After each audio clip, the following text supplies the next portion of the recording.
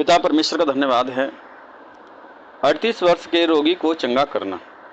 यरूशलेम में भेड़ फाटक के पास एक कुंड है जो इब्रानी भाषा में बैतसदा कहलाता है। उसके 5 ओसारे हैं।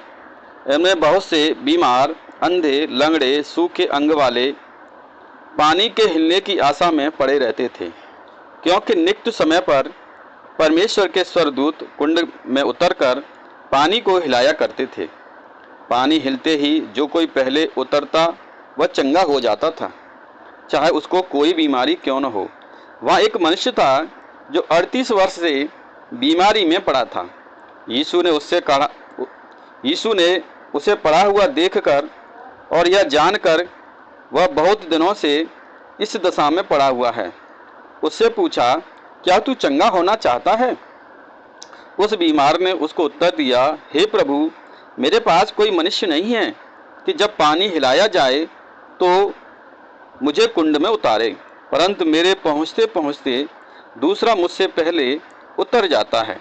यीशु ने उससे कहा, उठ, अपनी खाट उठा, चल फिर। वह मनुष्य तुरंत चंगा हो गया और अपनी खाट उठाकर चल फिरने लगा। Praise the Lord. वह शब्द का दिन था, इसलिए यहूदी उसे चंगा जो हुआ था कहने लगे, आज तो शब्द का दिन है, तुझे खाट उठाना उचित नहीं है। उसने उन्हें उत्तर दिया, जिसने मुझे चंगा किया है उसी ने मुझसे कहा है, अपनी खाट उठा, चल फिर। उन्होंने उससे पूछा, वह कौन मनुष्य है जिसने तुझसे कहा है, खाट उठा और चल फिर? परंतु जो चंगा हो गया था वह नहीं जानता था कि वह कौन है, क्योंकि उस जगह में भीड़ होने के कारण यीशु वहाँ से हट गया। इन बातों के बाद वह यीशु को मंदिर में मिला। यीशु ने उससे कहा, देख, तू चंगा हो गया है, फिर से पाप मत करना, ऐसा न हो कोई भारी विपत्ति तुझ पर आ पड़े। उस मनुष्य ने जाकर यहूदियों से कह दिया, जिसने मुझे चंगा किया है वह यीशु है। इस कारण यहूदी यीशु को शताने लगे, क्योंकि वह ऐसे सब काम सबके दिन करता था। इस पर यीशु ने उससे कहा, मेरा पिता अब तक काम करता है और मैं भी करता हूँ। इस कारण यहूदी और अधिक उसे मार डालने का यत्न करने लगे, क्योंकि वह न केवल सबकी विधि को तोड़ता, परंतु परमेश्वर को अपना पिता कहकर अपने आप को परमेश्वर के तुल्य ठहराता था। Praise the Lord. पिता परमेश्वर का धन्यवाद है। पुत्र का अधिकार। इस पर यीशु ने उससे कहा, मैं तुमसे सच कहता हूँ, पुत्र आपसे कुछ नहीं कर सकता, केवल वह जो पिता को करते देखता है, क्योंकि जिन जिन कामों को वह करता है उन्हें पुत्र भी उसी रीति से करता है, क्योंकि पिता पुत्र से प्रीति रखता है। और जो काम वह आप करता है वह सब उसे दिखाता है, और वह उससे भी बड़े काम उसे दिखाएगा, ताकि तुम अचंभा करो। जैसे पिता मरे हुओं को उठाता और जिलाता है, वैसा भी पुत्र जिन्हें चाहता है उन्हें जिलाता है। पिता किसी का न्याय नहीं करता, परंतु न्याय करने का सब काम पुत्र को सौंप दिया है, कि सब लोग जैसे पिता का आदर करते हैं वैसे ही पुत्र का भी आदर करें। Praise the Lord.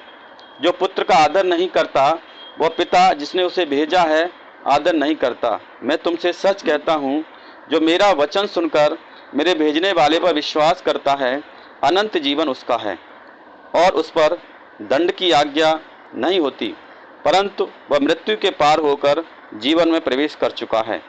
मैं तुमसे सच कहता हूँ कि वह समय आता है और अब है, जिनमें मृतक परमेश्वर का पुत्र का शब्द सुनेंगे, जो सुनेंगे वो जिएंगे, क्योंकि जिस रीति से पिता अपने आप जीवन रखता है, उसी रीति से उसने पुत्र को भी यह अधिकार दिया है कि अपने आप में जीवन रखें, वरन उसे न्याय करने का भी अधिकार दिया है, इसलिए कि वह मनुष्य का पुत्र है। इससे अचंभा मत करो, क्योंकि वह समय आता है, जितने कब्रों में हैं वे उसका शब्द सुनकर निकल आएंगे। जिन्होंने भलाई की है वे जीवन के पुनरुत्थान के लिए जी उठेंगे, और जिन्होंने बुराई की है वे दंड के पुनरुत्थान के लिए जी उठेंगे। Praise the Lord. पिता परमेश्वर का धन्यवाद है। यीशु के संबंध में गवाही। मैं अपने आप से कुछ नहीं कर सकता, जैसा सुनता हूँ वैसा न्याय करता हूँ। मेरा न्याय सच्चा है, क्योंकि मैं अपनी इच्छा से नहीं परंतु अपने भेजने वाले की इच्छा चाहता हूँ। यदि मैं आप ही अपनी गवाही दूं तो मेरी गवाही सच्ची नहीं है। एक और है जो मेरी गवाही देता है, मैं जानता हूँ जो मेरी गवाही वह देता है वह सच्ची है। तुमने तो प्रेज द लॉर्ड। पिता परमेश्वर का धन्यवाद है।